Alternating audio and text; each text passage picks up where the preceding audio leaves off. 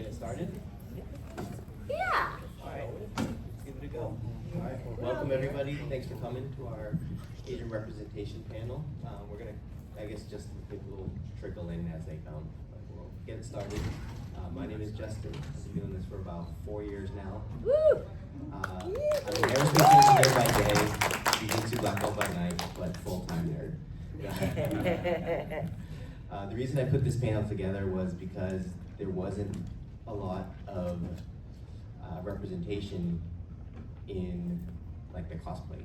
I dressed up as Shang-Chi one year and nobody knew who I was. So I was like, you know what? This was before the movie, obviously. No, this was right after the movie. No! Yeah. And nobody knew. So I was like, you know what? I'm just gonna put a panel together and we're gonna talk about Asian characters and Asian stories. So over the years, it's evolved to tell the stories of the people behind the characters and stories now. So let's just go down the aisle and tell a little bit about each other and who we are. Hello everyone, my name is John Aoshima. I was the co-director Ultraman Rising that's on Netflix. Oh, yes. I'm Matt Yanking, Liu Kang, and Shredder, and Abba and Momo in the most recent Avatar: Last Airbender and Riverdale as Marty now. No. I'm Kelly Hu. I am best known in this universe as Deathstrike in X2. Hey guys, I'm Devon Diep. You know me from Bling Empire. Reuniting with my love here. We're newly engaged, by the way. Finally, oh my gosh.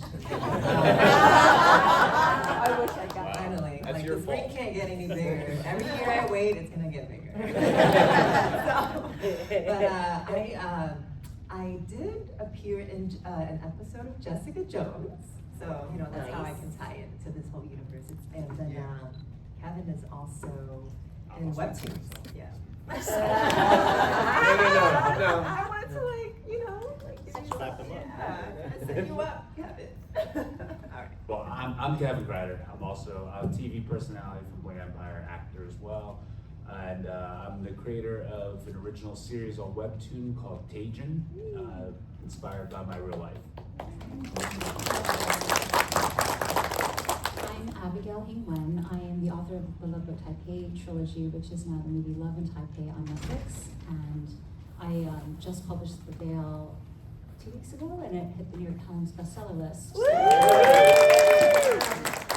with an Asian American publishing house, so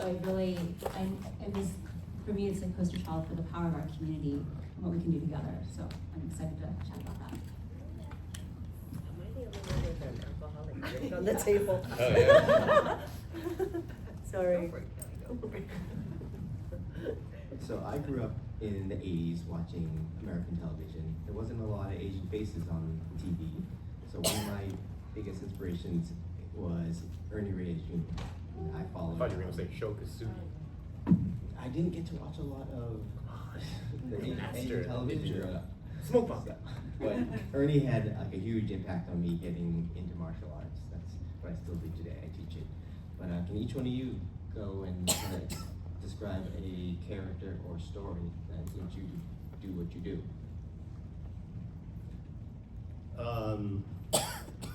Well, let's see. Well, I came to the United States in '84 from Japan. I was born and raised in Japan, and the first thing I did was turn on television and animation, cartoons, Looney Tunes, Tom and Jerry playing all day long.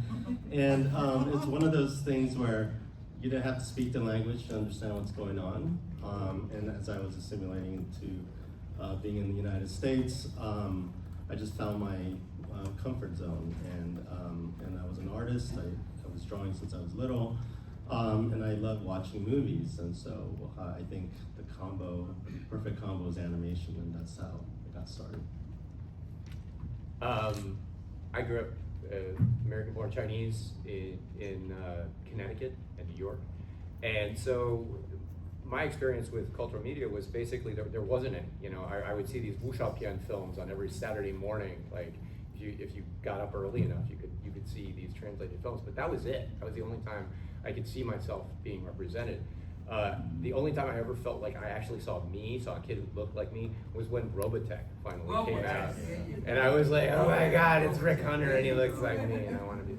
And that was really when I actually discovered like, oh, this representation matters, and really seeing yourself on screen matters. And now that there's so much of it on Netflix and all the other channels, seeing my kids watch it has been really remarkable, with them seeing themselves represented and seeing where they find touchstones. So I grew up in Hawaii. I am mixed race. I'm Chinese and Hawaiian and English.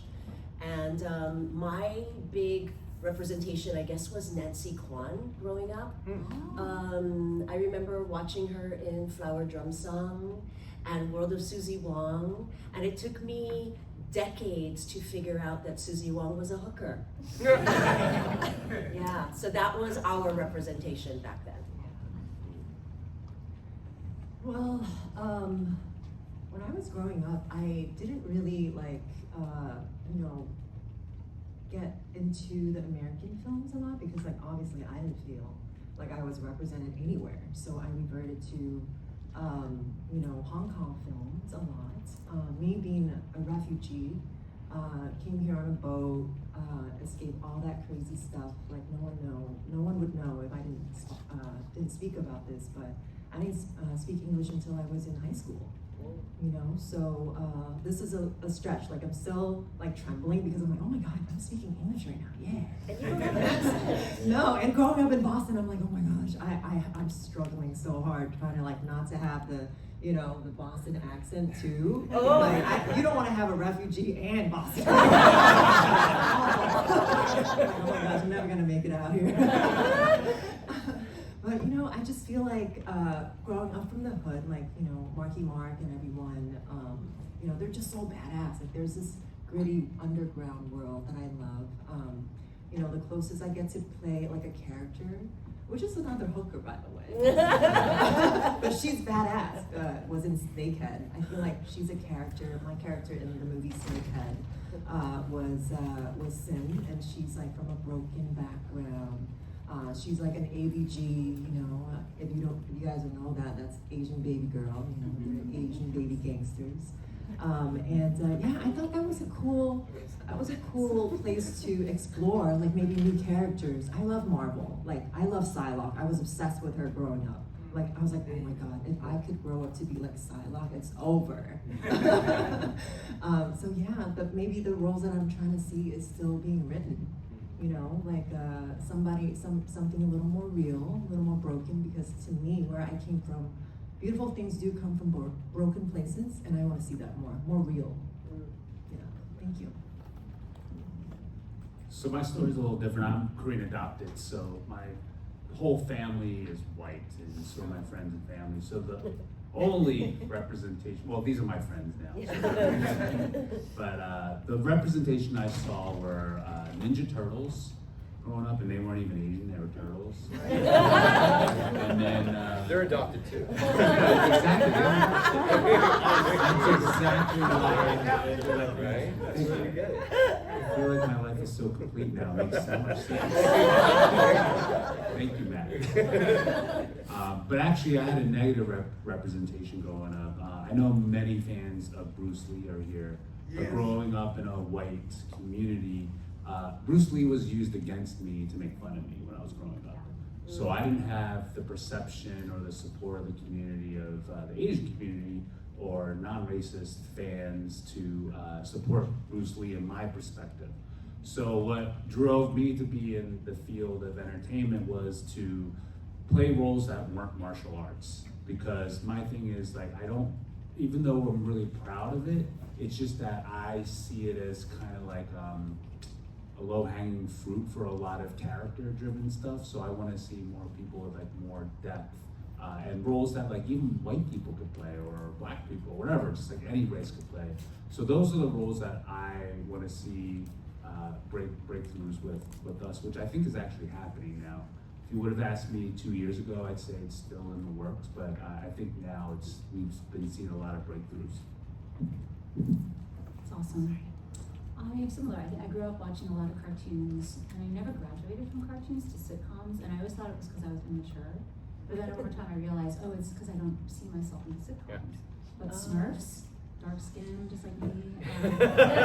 Teenage Mutant Ninja Turtles, I was totally into them. He-Man, She-Ra, and Ultron, actually. There's a little girl in Ultron, so I think she was like my alter ego. So John, you've been in animation pretty much your entire career. You've done some pretty cool shows. Futurama, Simpsons, Avatar, Last Airbender, Earth and Dad, DuckTales, name a few. Keep going. But, We don't have all day. I know. Or you could get to Matt. Oh. But leading up to directing Ultraman Rising and even Blue Eyed Samurai. So can you tell us a little bit about the significance of getting to work on such titles that have cultural meaning to you? I'll start with Ultraman. Ultraman project, well, let me back up. You didn't mention Kubo and the Two Strings. And that was probably the first project that showcased my cultural background to the point where there's a lot of Easter eggs that I haven't publicly been able to share, but there's a lot of stuff in there. And being able to work on shows like Blue Eye Samurai and Ultraman Rising, like Ultraman was my childhood superhero. So to be able to have this like childhood dream and come to a full circle where I get to play with an actual IP that's big or that started in Japan and that's known worldwide, I just feel like the luckiest person. I don't know what else to say, but I just work hard and just work with the best folks that I can work with and just have a good attitude about the whole process. And Matt, Yeah. you've voiced and acted in almost every single franchise I can think of, or of my fandoms at least. Yeah. So from theater to live action, animation, and games, you've actually had some popularity and success in writing also. Mhm. So can you tell us a little bit about what drew you into writing and the importance of creating these roles for minority characters? So I was lucky enough to stumble on a relationship with my friend Peter and writing partner Peter Gamble Robinson, who wrote the film House of Sand and Fog. And Peter and I started writing together just because literally I met him. I was doing a Cirque du Soleil show at the time, and a girl on the show was like, "Do you know so and so from NYU?" And that never happens because it's a school of 100,000 people. And I did, and so I went over to see her, and she happened to be getting married in 5 days. And her husband and I started talking, Peter, and in 20 minutes we were best friends. I went to their wedding 5 days later, took photos at it, and a week later we were writing together. Our first script that came out a month later won the Hollywood Foreign Press Young Screenwriter Award. And from then it's just been screenplay after screenplay after screenplay after screenplay. And really what I recognized was I got so sick and tired of being the furniture, I wanted to be the interior designer. Because the nature of being the furniture, especially as an Asian American, is almost always that you're there to provide expositive information for some white guy to go grab a gun and point it at somebody and actually do something emotional. And I got so tired of being what I called the "Hey Agent X" guy. Like, "Hey Agent X, I just solved all of this, solved the entire crime, did all of the computer stuff. Go point a gun," right? I did that on 24 for 2 years, and I got so sick of that I was like, how do I write something that asks questions that I want answered? How do I ask a question about being the kid who's always the guy in the room who wants to raise his hand and have an answer, but then everybody's looking at me and mad because I have the answer? How do I write screenplays that talk about being a bat because I feel like I'm a bird and a mammal, and I exist between two worlds, and I don't know where I land on either one. And I feel like these are inherent questions that aren't specifically Japanese or Chinese or Laotian questions. They're specifically Asian American questions, because we're a populace that hyperachieves but still has no place. And so I wanted to find a way to write about those worlds and find a way to give us a tether to a place. And actually, one of the most amazing places that you're going to see it recently is Abigail's book. You should all pick up Abigail's book. It's The Veil. And she wrote it 10 years ago, and it's a remarkable piece of work where she's predictive about AI and virtual reality before virtual reality exists. Nobody's talking about this, because she's so far ahead of the curve. She wrote it 10 years ago, put it in a drawer. Incredible, incredible piece of work. So if you want to see somebody who's done that in spades, read that book. Wow. And that actually, you just read it because he narrated the audiobook. Yeah. And that's the best Yeah. voices. That's how I'll read it. it. Different voices and he told me about. Is it my turn? So Kelly, you've had an absolutely iconic career. I've been around for a long time. I'm old. This white hair is not like added. It's cultivated. But you come from being the first Asian American Miss Teen USA Yeah, back in 1985. to acting in superhero movies. I know, isn't that crazy? You can get. I'm actually, being born and raised in Hawaii, I didn't have that same feeling of otherness, I think, as a lot of Asians who were born and raised on the mainland, because I was just surrounded with other Asian people.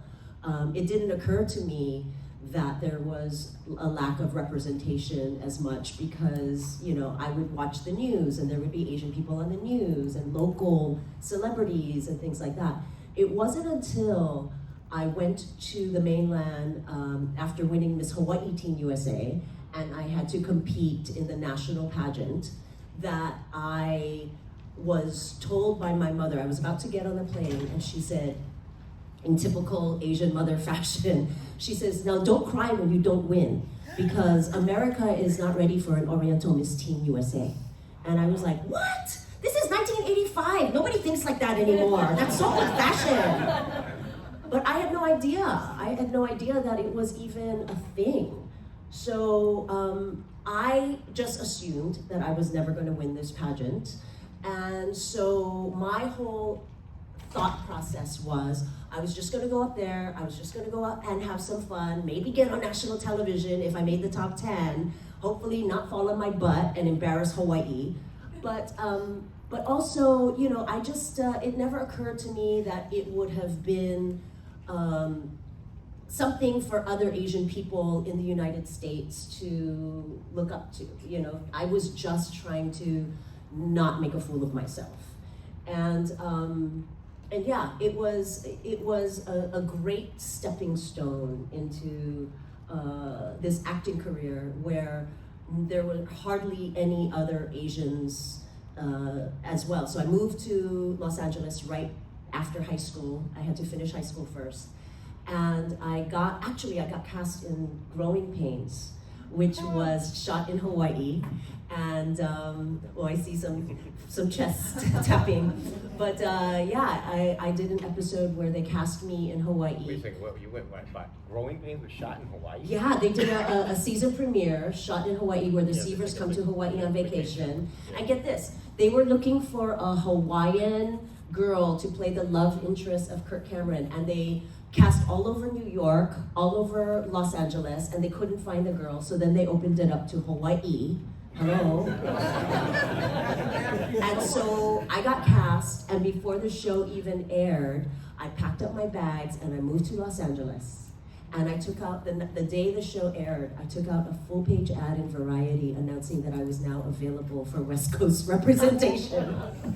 And because nobody had Asian actors back then, I got calls years like, oh, there's this one Asian girl who has a credit that maybe we can cast or we can represent. And so it was just, for me, it was just great timing on everything, just winning the pageant.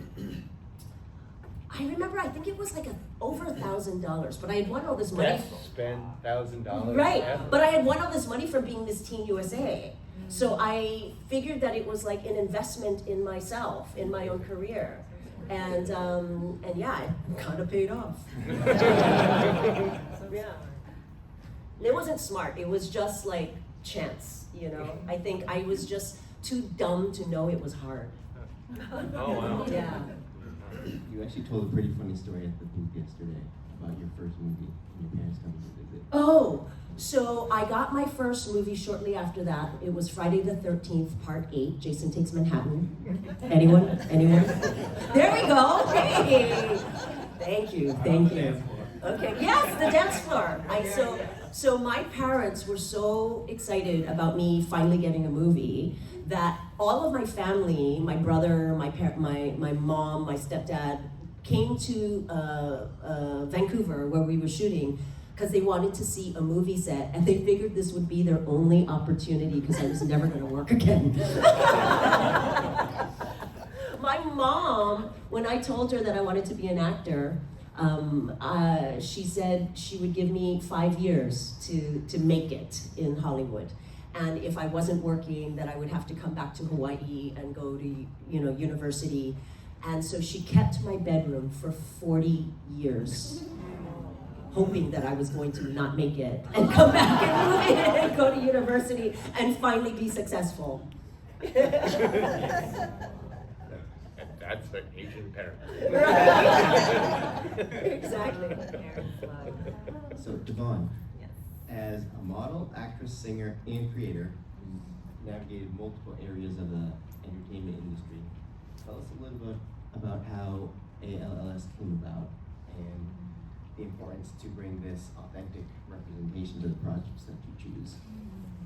Well, ALLS stands for ALLS, Asian Lead Love Stories. Growing up as a Vietnamese Chinese in Dorchester, it was just like, I didn't know how I fit in. I was gonna, it was just so out of reach, like in my head. Even though I could see it, I'm like, I just didn't know how to get there. Like my dreams are, the way it's gonna go is not up to me. So it's like, I did what I could. I won like a couple of modeling gigs, modeling competition, in my hometown, and I was like, I got some confidence, and then I was like, oh my gosh, okay, that's cool, it was all like predominantly white as well, but that led me to a few of those led me to a legit modeling agency, and from there I just booked so many gigs that I'm able to, pour it back in music. I love singing. Singing, in a way, it's because like being unable to speak English, I feel like that was my language to like even touch everyone when I was younger. Like I remember when I was little, like my friends would call me up not to talk, but just to hear me sing. Like that's how deep it hit me. Like, wait, did you sing in English? Yes, I sing in all the languages because like I just felt it, like even though I didn't know what it meant like half of the time, like I just sang it, and it became like something soothing for me, and from there I just felt like I was hit with a huge message, like even though I didn't know what it was, but I'm like, there is a cohesive like string of love or whatever it is in another language that you don't even have to really say it, it just kind of happens, and I find that in art a lot. So from all the money that I got from modeling, I just poured into music, and so it paid off. I wrote about things that I was ashamed of being different now became like my anthem. So a song that I wrote actually came full circle because I wrote a song for a Scorsese film, and all of a sudden it just happened so quickly. Like I remember it was so exciting. I was in New York. My friends were casted in this like gritty, one of A24 first like indie film, Scorsese produced, Revenge of the Green Dragons. And they were like, Dee, like, I love your music, why don't you just write a song? And I'm like, you think I could do it? Like, I gotta submit it tomorrow? I'm like, let's go, let's do it right now. Let's do the beat in the 6 train. I remember me and my producer did this rough beat on on the 6 train, and we went to the studio, laid down, just like a rough draft, sent it in, and they're like, we want it. Who's this girl? How does she know about the film? Like, it is literally the theme song of the film. So next thing you know, I debut as a singer-songwriter at Toronto Film Festival. It was like a dream. So I just, like my dream as a kid, I was like, oh my God, it is possible. Like, it's crazy how, me being a refugee, didn't know how to speak English, and all of a sudden I just see like in the crowd, and I'm like, this is why we're here. The American dream is possible. Like, it is so true, it is so real. Like, if you work hard, you believe in something, you just go for it, and if it's meant for you, it's gonna be yours. So with Alls, Kevin and I started Alls, Asian Lead Love Stories, to write more stories that we wanna see, to give ourselves a shot at acting in our own project, and also work with others that wanted to collaborate with us and tell more unique stories that can somewhat not, from a refugee or immigrant background. Like, I love those stories, by the way, but I just feel like I want to be inclusive. Like, I don't want to be so exclusive that all of a sudden no one can relate to you anymore. Like, when I was a model, I know you have to have like a commercial appeal. So Alls is about having more of a commercial appeal. Like, how are you gonna relate to the whole world if you're just gonna keep on telling the same story? So, I'm Asian. I'm always gonna have a hint of my background in everything I do. So that's never gonna be lost. That's a gift that you embrace who you are. It's always gonna be there. So I'm looking forward to telling more fresh story with Alls Production with my partner here, fiance, Kevin. Yeah, Kevin, you've also worn many different hats. You started out in something a little different, bodybuilding. Oh, yes. And now you're all the way into a public speaker. So can you tell us a little bit about the importance of breaking certain perceptions of the Asian masculinity and how important mental health plays? Sure, actually, Asian masculinity and mental health has always been a big subject for me. That's what got me into bodybuilding. I saw the stereotypes, I saw kind of like what was more like, at the time, I still think today, like even having good physical health is a sign of masculinity. But you'd be surprised how much shit I got from Asians for bodybuilding. It was seen as on Asian platforms to be like considered, oh, you're a sellout, you're more Western, that's a Western thing. And I'm like, how's having a good body like a white privilege thing all of a sudden, Even when I went to Korea to try to pursue some careers, they said I was too big, too muscular, you'll never fit in here, and all that kind of stuff. So I still kept up with it because I was like, the world will catch up eventually. And now it has. Like, you see a lot of K-pop artists, they're not so skinny anymore. They're actually built, a lot of them, especially in cartoons like K-pop female. Exactly. So I'm actually writing a book about Asian masculinity. I just got a publisher, which is great. So it's going to come out. We're aiming for 2027. It's called The Yellow Pill Perspective on Masculinity. And it's the Asian male's version of it. And it's not just sharing our history of masculinity or emasculation, I should say, but it's more about like how Asian men, I see, we can be the future of what the world can see as actually masculine. And you'll see more in that book, but I think bodybuilding was my first step because I was like, I want to do something good for me, and the world can see it. It's like an easy thing, right? It's like, oh, people see you as. And by the way, it felt really good, like when people were like, oh my gosh, you're not the normal Asian guy. It's like you're actually built, I mean, to be real, it's like it makes you feel good, It's like you're doing something that others aren't for some reason, except for Matt. But yeah, masculinity has been such an interesting subject because even now today, right, like it's such a topic because of the K-pop movement. It's taking Storm, and it's like some people think it's very feminine, you know, things that are going on in China about masculinity too, how, you know, in China they're actually not allowing a lot of K-pop stuff in there because they want their men to grow up as men, you know. So it's like it goes both ways, but by like my whole thing is like I don't think left or right really have it down right yet. So I think the Asian males that we have now, like watch out, like I think they're going to be the new version of a masculine type, and I think the entertainment's going to lead the way.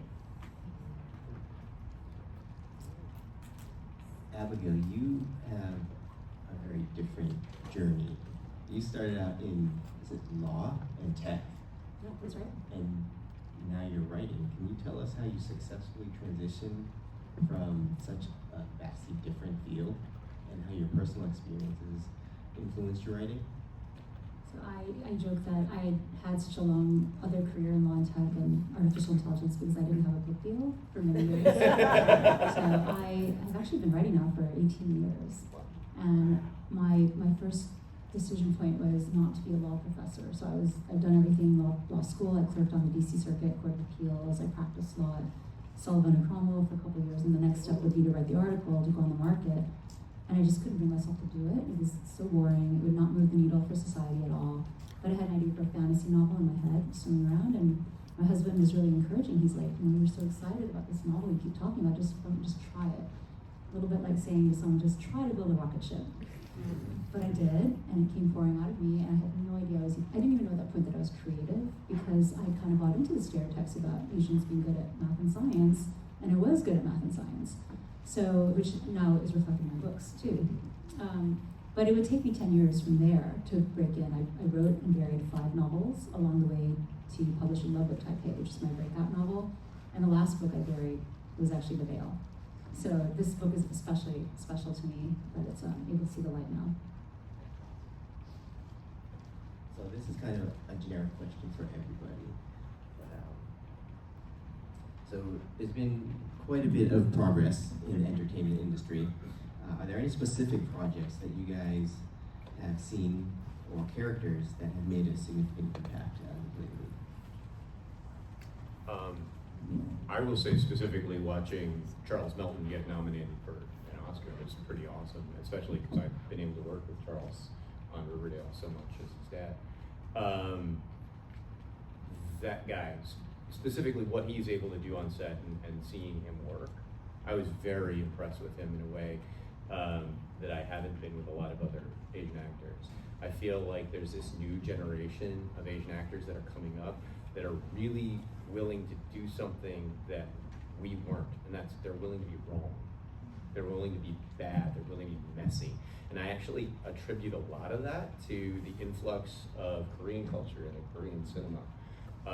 And us finally seeing a lot of these new ways of performing with even just as late as Old Boy, but a lot of Korean cinema, there's this amazing ability for especially men to be messy, to be you know, sort of destroyed in a way that we haven't seen, and it's allowed these young Asian actors to really get messy in a way that I didn't see in the guys I came up with. We were much more careful.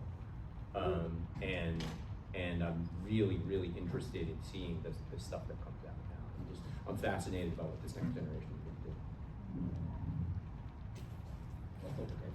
That's such an interesting topic, just this whole messiness thing, because it's true, growing up in this industry, I felt like I had to be so perfect. Right? Yeah. Everything had to be perfect because I was representing the Asian community and I was like one of the few. And so I'm so sorry that I had to take a lot of these roles that were hookers and of course I did the martial arts and I helped to sort of create that whole fetishized movement. But that was because I was just trying to work and I was just trying to get representation out there, and that's the only thing that I could do as an actress at that moment, right? But now there's so many more opportunities. I remember I showed up for a a photo shoot for a men's magazine, and I said, I don't want it to be a dominatrix shoot, because I was like, I didn't want to, sell Asian women that way. And and they're like, oh yeah, it's not gonna be, it's gonna be fine. And then I show up to the shoot, and it was all this dominatrix stuff. And I was just like, I was so mad, but I had to do the shoot anyway, because I felt like I was really pressured into it. But yeah, I mean, that was totally off topic of your, but this is, I just wanted to sort of add to what you were saying about this messiness and having to be perfect, as a representative of the Asian community. Yeah. Because the thing is, when you're looking at it, one of the things is that when you spent your whole life trying to be right, you're not necessarily spending your life being honest, and really being when you're representing what's truthful, it may not be clean, it may not be the right answer, you may not say it perfectly, it may not have the right cadence, right? Like you were talking about doing your music, right? Like it's interesting because like art and what we do, art is how we decorate a space, music is how we decorate time, right? Oh, I like that. That's really right? And it's interesting to have this ability then to express ourselves in this new way that isn't so clean, that doesn't have to have the right answer, that doesn't have to have its hand raised, that can actually just listen because it's not worried that it's going to be wrong when the question comes around to you. And Yeah, I kind of want to comment on that because I grew up in a white family, so I was allowed to fuck up a lot. So, but, privilege. no, it sounds really weird, but it's like white privilege. It is, I guess. I didn't want to say that. So here's the thing, like even Devon says it, she's like, "You're messy, Kev," and I was like, "Yeah, and right." But I can see how it gets in your head because there is a couple years where I started to really become part of the Asian community and I felt very Asian finally. But I felt that pressure all of a sudden. And that was when I did my worst work. Mm-hmm. And so I know both worlds. I think I'm coming back out of it a little bit where I'm like, you know what? I'm imperfect as it is, so is a lot of my audition tapes or my work and whatever. I'm like, but it's great. It's real. But I do see that for both sides. It's like how it can stunt a generation of artists, I think, right? Because you don't have freedom. So I see both, and I'm not saying my white parents were great too, because they were okay with C's, like that wasn't good either. Like they should have probably pushed that envelope to like B's, But it's like I see how both can be. He is better not come home.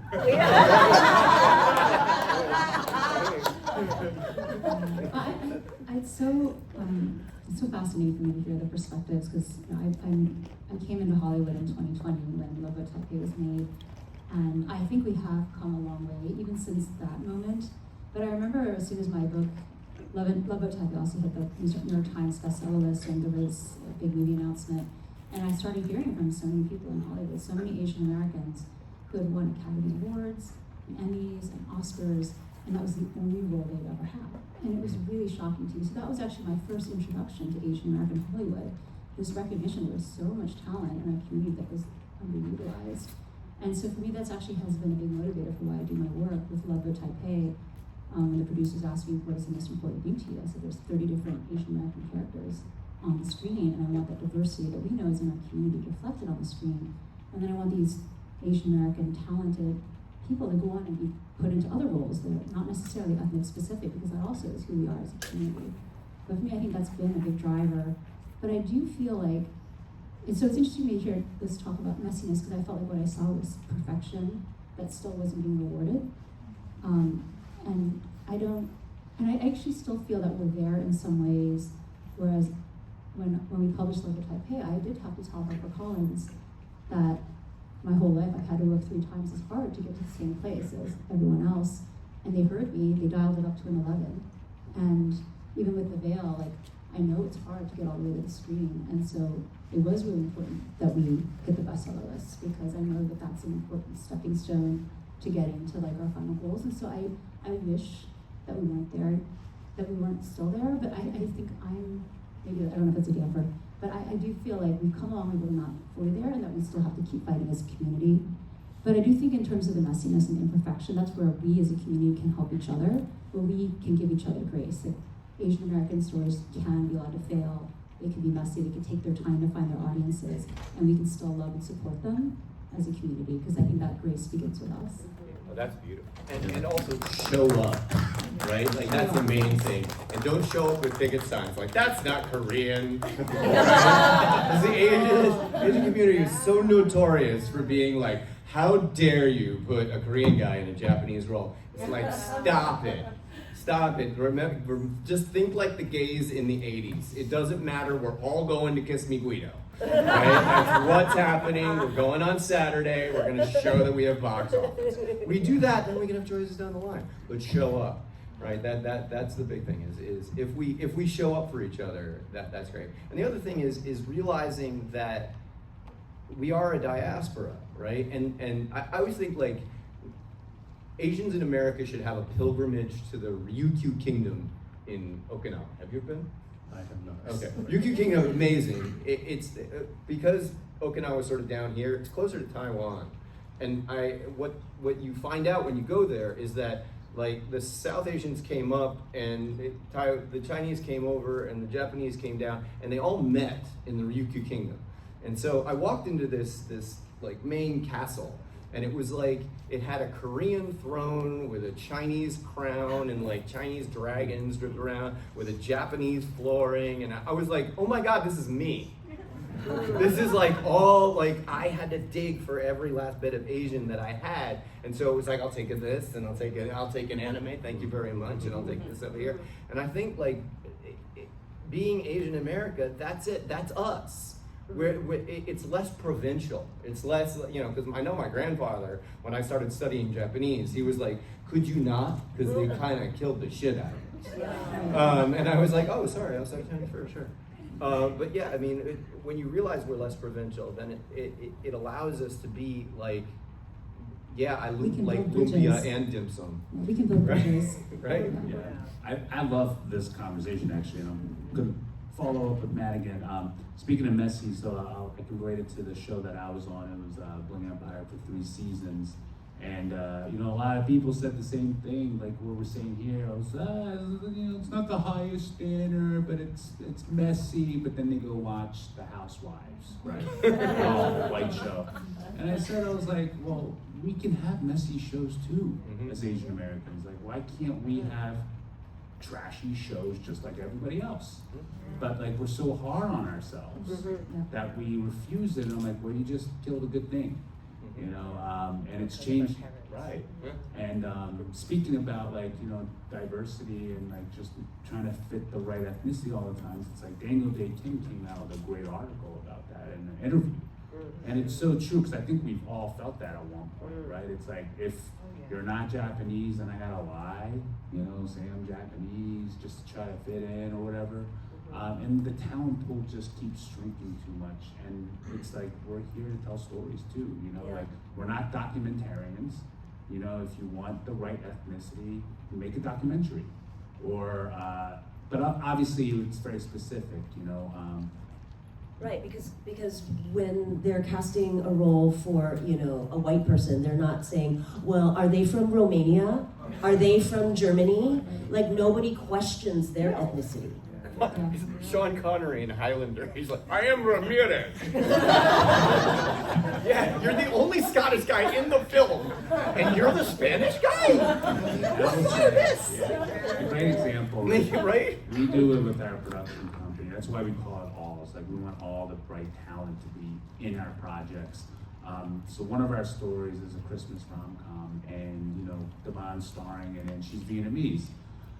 Well, we don't really know too many Vietnamese women that could be like playing her mom in that badass character. So we actually have Kelly instead. And she's not Vietnamese, but we couldn't be happier, right? It's like, who's gonna turn that down, right? So that's what I mean. Not it's me, like, I need some money.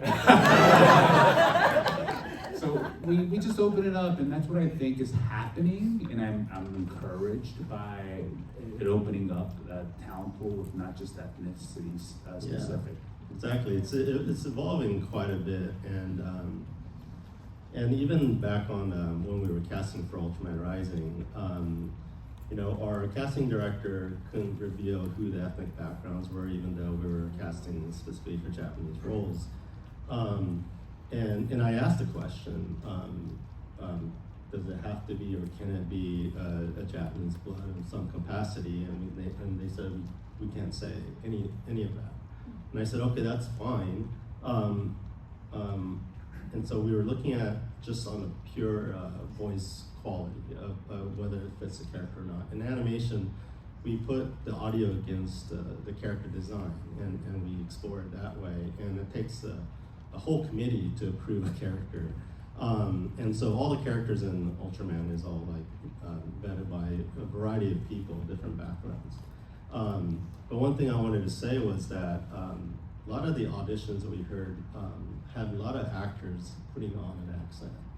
And it was very clear for both myself and the writer-director Shannon Tyndall that we weren't gonna cast anyone that was putting on an accent. If it felt right, that it was genuine to the character, then that's fine. And so we specifically chose that route. Wow. And the thing is, Hollywood has a tendency to overcorrect. So like, and also not have any idea. So like, who was it?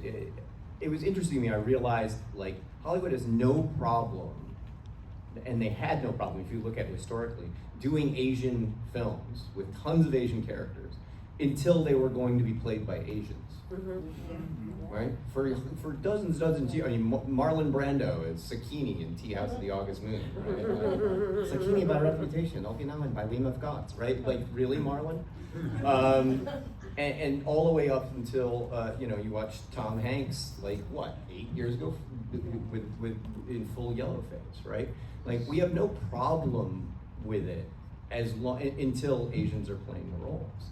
And so I think one of the things that's amazing now is that you have guys like John who are now behind the camera, who are running things. You think about like to Kevin's point, what was it? Only Yesterday, the film that broke out. I can't remember. It was a film that was basically about Asians behaving badly, and it was notorious because when it came out, the entire Asian community said, "How we think this is great," but a lot of people reacted like, "How dare you? How dare you show Asians behaving badly?" And the response from Justin Lin was basically like, wait a second, we have the Godfather over here and there are no Italians going, how dare you show us that bad, right? Like, why not actually be able to tell the gamut of Asian stories and tell us when we're behaving badly? And so we're not always like telling 16 versions of the same wedding story where it's like, oh, look at our funny culture. And it's like,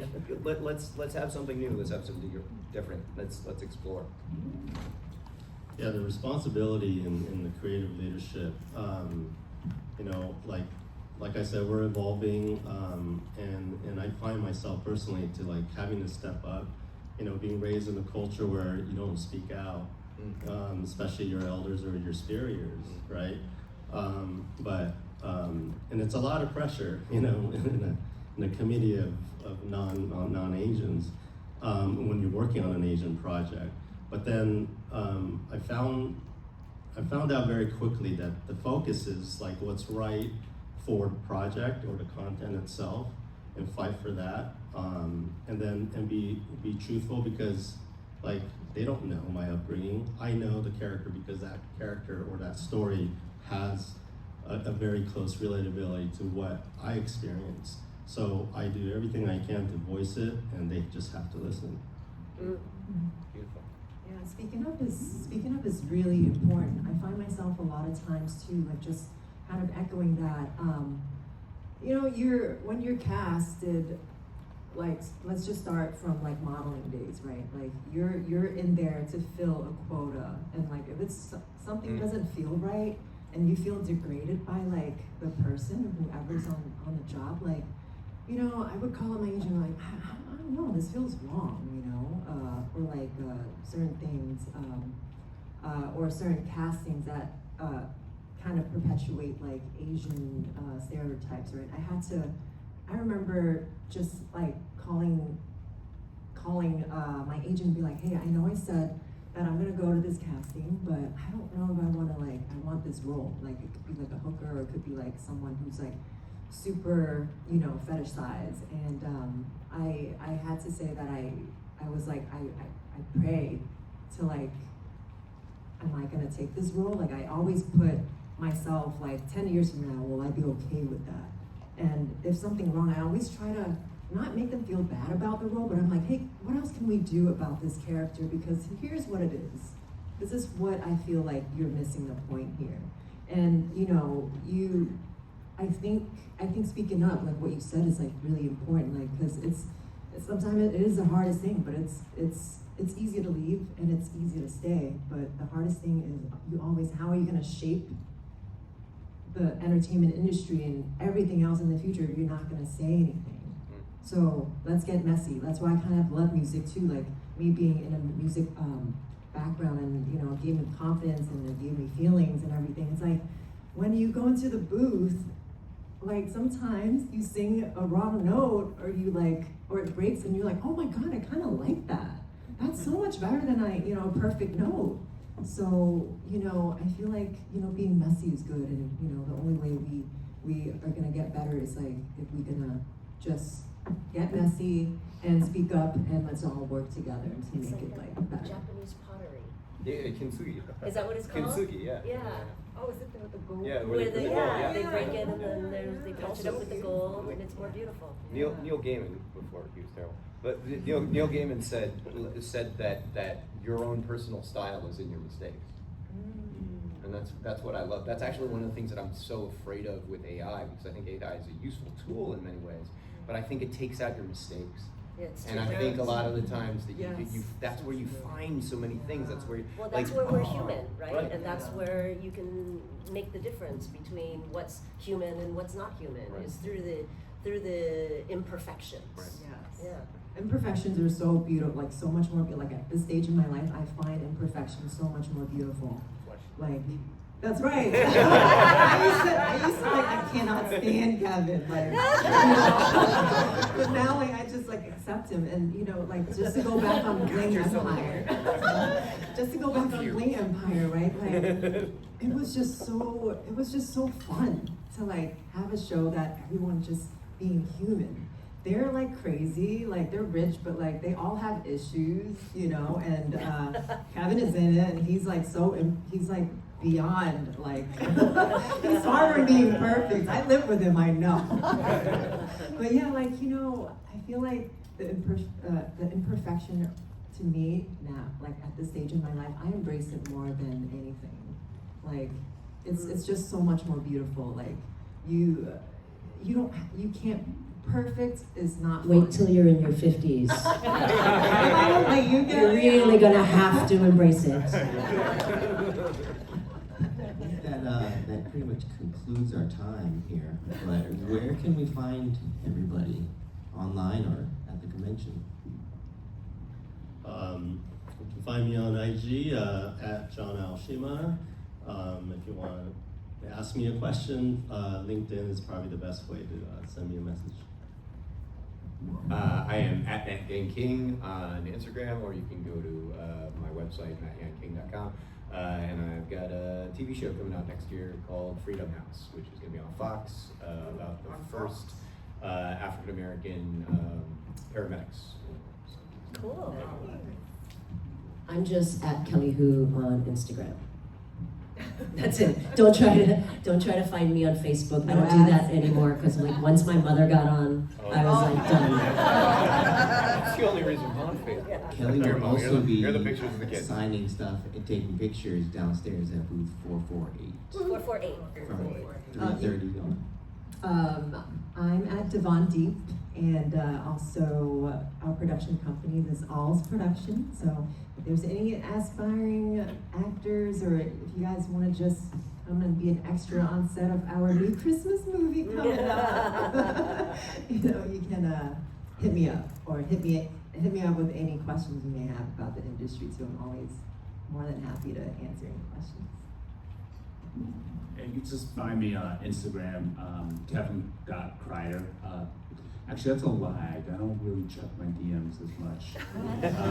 You can just email me, contact@kevinkreider.com if you want to get straight in touch with me.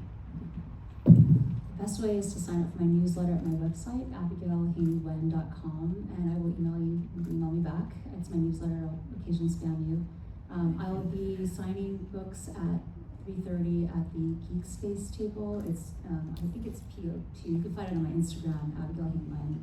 And I have like a couple books to give away. If you are a reader and would like a copy, just find me after this. Oh wait, we gotta come on. Or just Like, buy make it on challenge. Amazon? It is actually better to buy it. Is it on I Amazon? put Is all my it- numbers overall, so it's everywhere. It's everywhere. It's books are everywhere. sold. Okay. I'm probably pushing through most of Barnes & Noble because they picked Loveboat Taipei as a young adult book club pick in January of 2020 and really saved that book. Okay. And audiobook. Audiobook 'Cause that's by the only way I'll Matt listen. Yang King, yes. Okay. Narrated by our Matt right here. And Cheers. we have a short film Oh, you do? prequel starring Leia Salonga that if you sign up for my newsletter, I'll let you know about private screenings. John was our animation director, Yes. and that was my directorial debut. Awesome.